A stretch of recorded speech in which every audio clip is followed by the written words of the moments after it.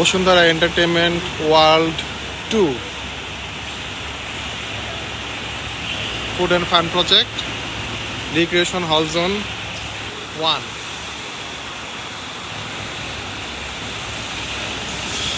Floor casting হচ্ছে এখানে।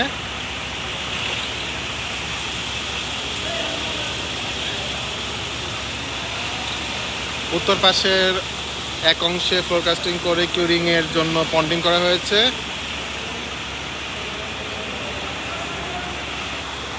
দক্ষিণ পাশের অংশ যেটা দেখাচ্ছে সেটা রেডি করা আছে, এখানে ঢালাই হবে।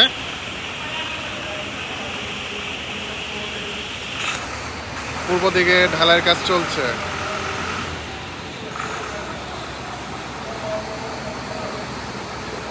দক্ষিণ পূর্ব কর্নারে রড প্যানিং এর কাজ চলছে।